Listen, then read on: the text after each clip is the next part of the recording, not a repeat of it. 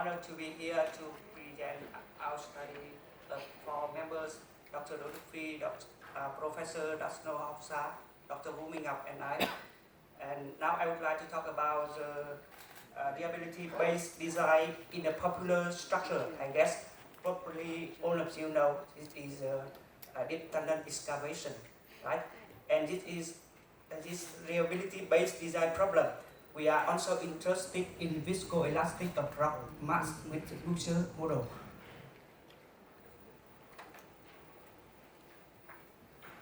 Now, in this presentation, we have covered 4 main parts of this slide. And you know, in the literature, especially in rock engineering and in engineering practice, the stability analysis of deep tunnel and supports design was largely conducted based on assumption of the time-independent behavior of the massive. However, the observation in situ and the experiment conducted in the laboratory, such as in this video.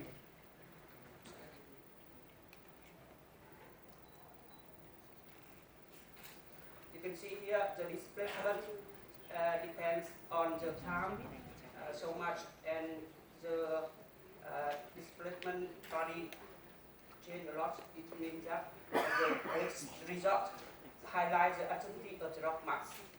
And the long term, it means that in this case, mostly take only in 2 or 3 years.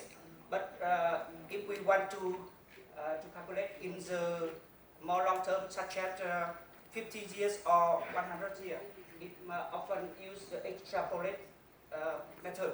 So that is another case of uncertainty. So the big question here, how to account the uncertainty in the long term with the stability analysis and design problem with geotechnical structures such as tunnel, deep tunnel excavation.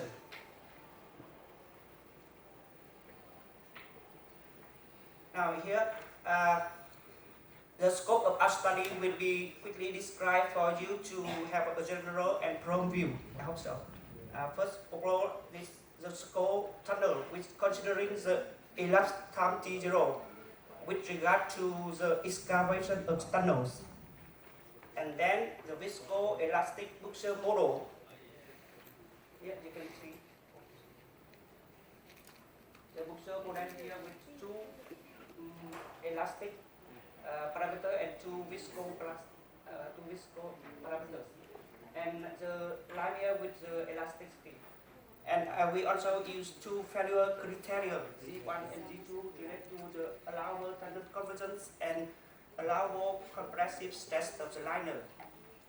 And here, then from this scope, we have the main objective is optimizing the liner thickness in the viscoelastic medium with subset simulation in the reliability analysis and reliability-based design problem. Here, in this part, I want to talk a little bit about the method, but this time is very short, so I skip this. The main method here, I use the subset simulation. This is an advanced Monte Carlo simulation. Use the products of larger conditional failure from the with the fewer efforts. And here I also use the reliability-based design optimal. It means that we use the subset simulation method in the reliability analysis. Then we use the variant method to optimize the problem. This is also known as Newton method. And then we check the conversion. This is Z1 and Z2, the performance function.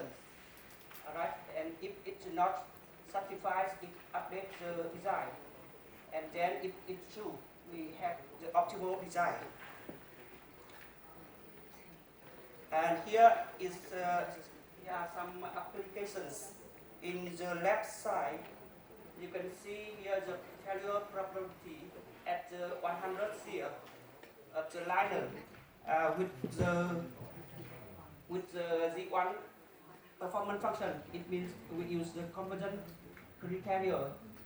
You can see the probability depends both the thickness of the liner and the elapsed time of the liner, and you can see it changed so much from 0.4 to 0.7, and it's changed from nearly to zero up to 35%. However, in the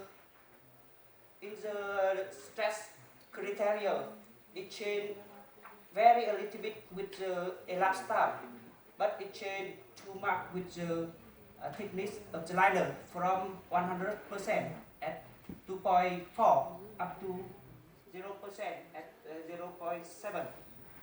Right? So here I use the uncertainty of input parameter with the 4 parameter here. With the mean I use from another author, and the standard deviation I just assumption with a 0.25%.